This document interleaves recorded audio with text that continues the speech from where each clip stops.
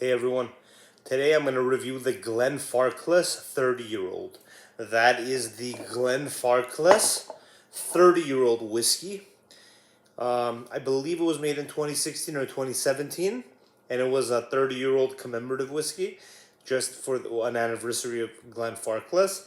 I don't think it's readily available now. I bought a few bottles and I've drank through them all. This is all I have left, barely anything, as you can see here. Can you see that movement there with that light? That's how much I have. So it's a 30-year-old, so it's a pretty old, serious whiskey. Now, let's talk about this whiskey. Obviously, it's from Glenfarclas. I like Glenfarclas. I like them because they're ultra low key. They're ultra low key. Even their 30-year-old is in a very basic bottle. It came in a red box and an interesting box, but if you go for another 21-year-old, you're going to see way better boxing. Most 18-year-olds have better boxing than this 30-year-old had.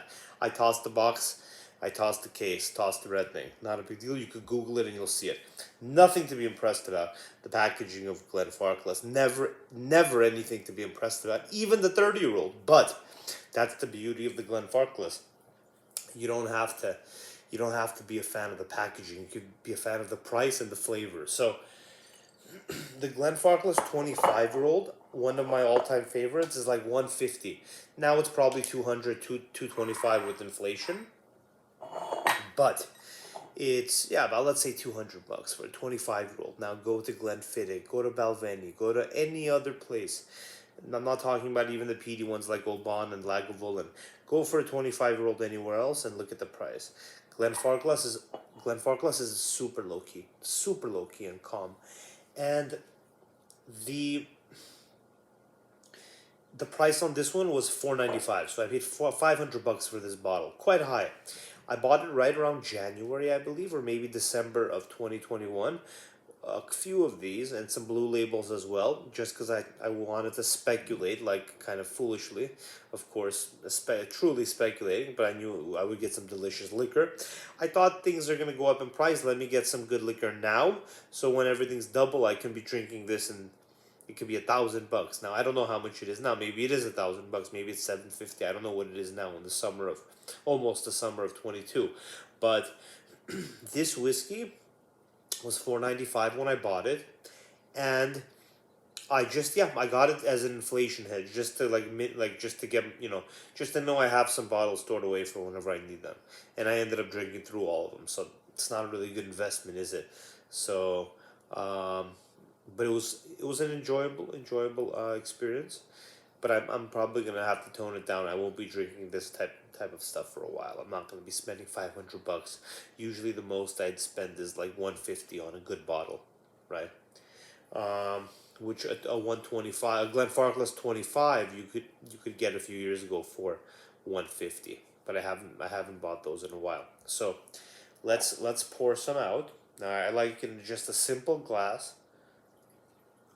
So I poured some out, and let's talk about the bottle while this mingles with the oxygen a little bit.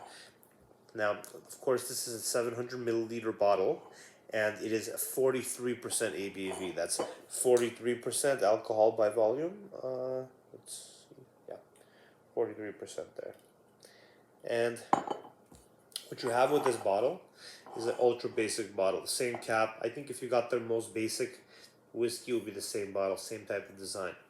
Now let's read the back. Natural color, complex aromas with fruit and fruit sherry malty tones, cognac, brandy, nuts, marzipan, and icing, burnt chocolate at the back of your mouth, exquisite. That's what it notes. Signed by George S. Grant. I guess he's the master distiller there.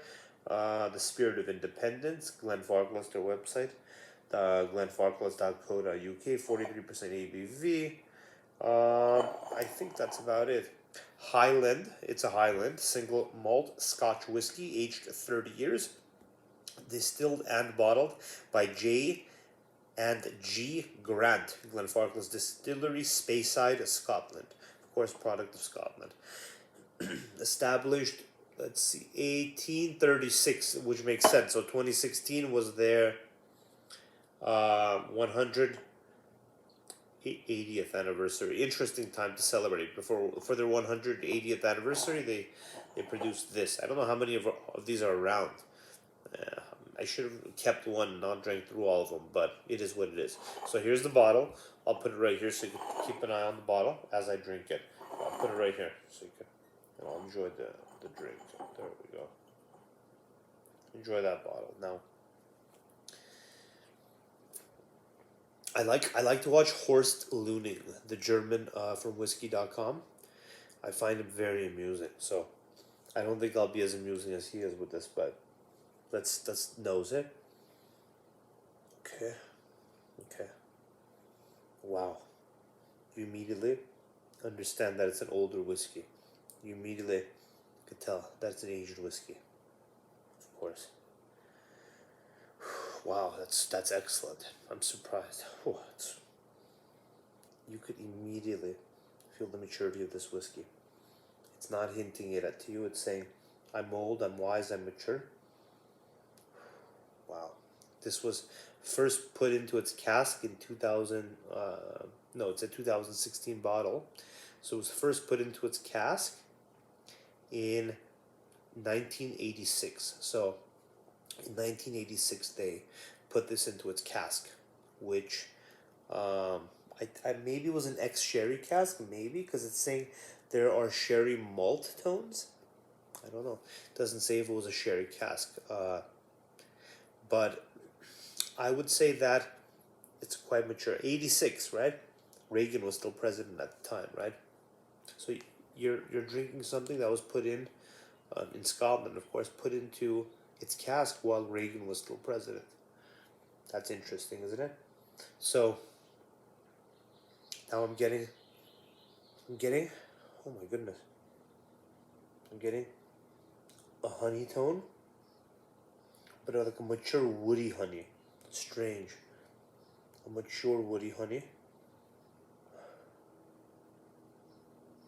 Something complex.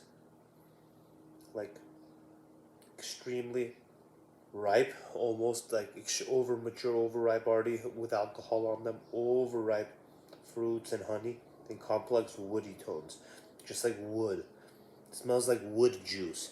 If you were gonna say, how would great wood juice smell, right? If that existed, this is how it would smell like, with a little bit of honey and some overripe fruits, but you can't really tell which fruits. Just a complex, interesting tone. Delicious, truly delicious. Now let's try it.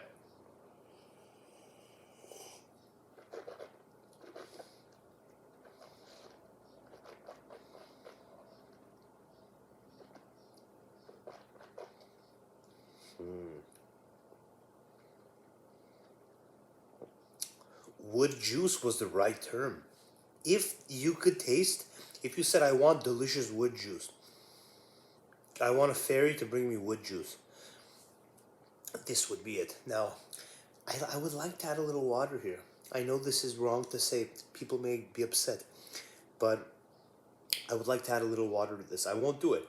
It's quite a beautiful thing here. I don't want to add water to it quite right now, but I would like it to be a little bit more soft. I like it below 40 actually, my whiskey. I think that we're deluded to think that the whiskey's supposed to remain above 40 ABV when you drink it. I think it's not meant to be that way. I think it's meant to be delicious wood juice though. Wow.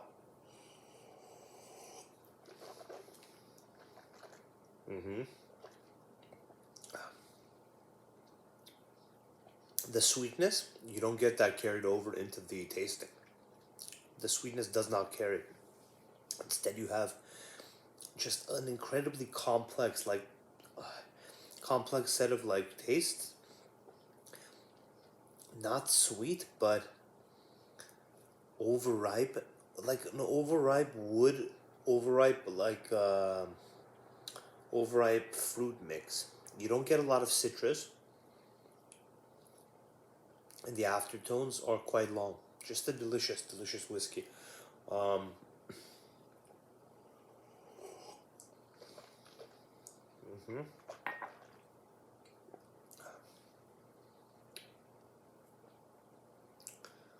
Nothing is overbearing here. Nothing is overly complex.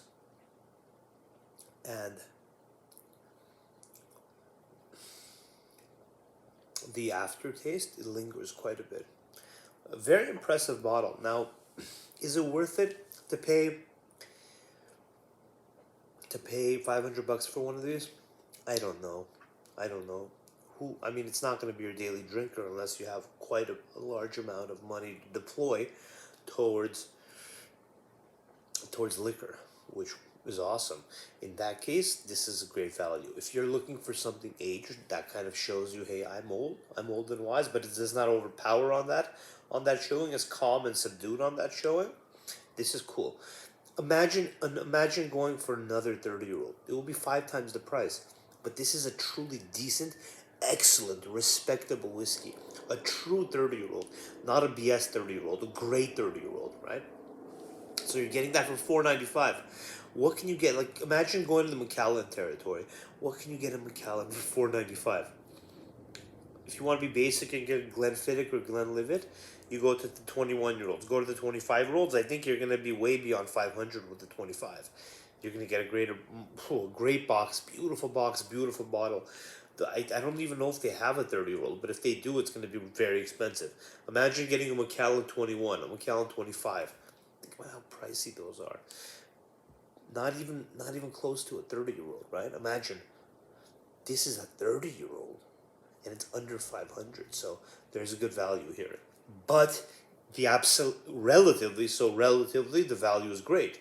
For a 30-year-old, you're getting great thing. Great. For a great price, you're getting a 30-year-old. But in absolute terms, it's still high.